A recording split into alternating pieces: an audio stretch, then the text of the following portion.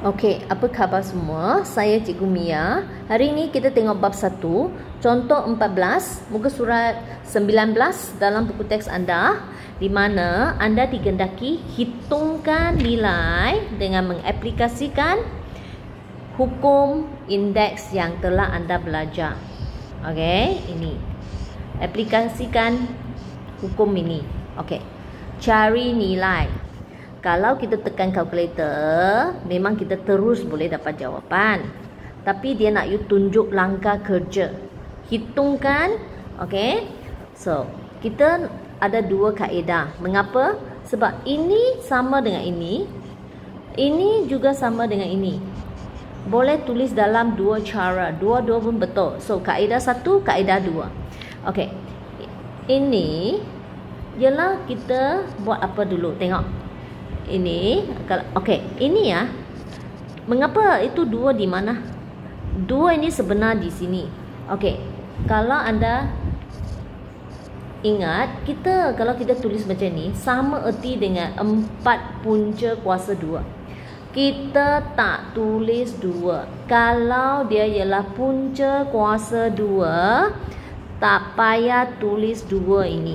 Kalau 2 lain semua kena tulis. So, itu sebab kita tak tulis ini. Sebenarnya dia ialah punca kuasa 2. Kita memang kalau dia punca kuasa 2, kita tak tulis 2 itu.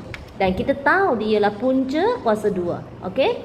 Hanya 2, hanya punca kuasa 2. Lain punca kuasa 3 semua kena tulis. Okey. So, sebenarnya sini adalah 2. Cuma tak tulis. Okey. So, dia buat apa? Dia punca kuasa 2 kan 9 dulu. Punca kuasa 2 9 ialah 3. Sebab 3 darab 3 dapat 9. Atau you boleh tekan kalkulator. Lepas punca kuasa 2, baru kita darab baru kita kuasa 5. Dapat kuasa 5 bermaksud, tak payah tunjuk. Ini sini you boleh tekan kalkulator. Dia bermaksud darab 3 5 kali. Okey? Dapatlah jawapan ini. So, apa yang kamu lihat di sini ialah kita buat punca dulu baru kuasa. Kaedah kedua ialah kita kuasa dulu. Kita kuasakan dulu. Baru buat punca. Kuasa 9 kuasa 5. Tekan kalkulator. 9 kuasa 5 memang dapat ini. Baru ini pun you sebenarnya boleh tekan kalkulator. Tapi cuma kita nak tunjuk langkah kerja sahaja. So, you kuasa 5 kan dulu. Baru cari punca. Tak tulis apa itu punca kuasa 2 lah. Tak payah tulis itu punca kuasa 2, tak tulis. You tekan kalkulator pun you dapat jawapan yang sama. So, apa maksud dia? Kalau anda guna cara ini, you buat punca dulu. Punca kuasa 2, punca kuasa dulu, baru buat kuasa. Ini pula kalau anda tulis dia begini, sebegini rupa, apa you buat dulu? You buat yang dalam ini dulu. You buat kuasakan dia dulu, baru kamu buat yang di luar. Baru buat punca kuasa. Itu perbezaan lah dua cara ini, kaedah ini. So, kaedah pertama, kita buat apa dulu?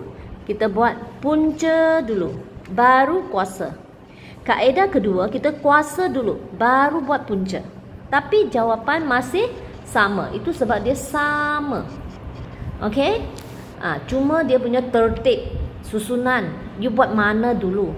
So, begitu juga dengan ini. Kaedah pertama, you buat apa? Tengok cara kita tulis. Kita buat punca dulu. Punca kuasa 4 bagi 16, you boleh tekan kalkulator. Memang dia dapat 2. Baru kita buat kuasa. So, kita buat punca, baru kita buat kuasa. Okey? Sebab kamu aplikasikan ini. Buat punca dulu, baru buat kuasa. Dapat 32. Atau kaedah kedua, kamu buat yang kuasa punya dulu. Tekan kalkulator, 16 kuasa 5 dapat berapa? Ini tulis Salin apa yang you dapat dalam kalkulator, baru kamu buat punca. So you buat kuasa dulu, baru buat punca. Baru buat punca 4. Cari, tekan kalkulator, punca 4 bagi nombor ini. Dapat 32 juga. Memang you akan dapat jawapan yang sama. Kalau you buat punca dulu, kalau kamu tulis dalam bentuk ini, bermaksud kita buat yang dalam kurungan dulu kan. Punca dulu, baru buat kuasa. Okey, ini bermaksud you buat yang dalam punya dulu, kuasa dulu, baru buat punca. Tetapi jawapan dia sama. Okey, ini cuma dia punya perbezaan dari segi buat siapa dulu, tapi jawapan masih sama. Okey.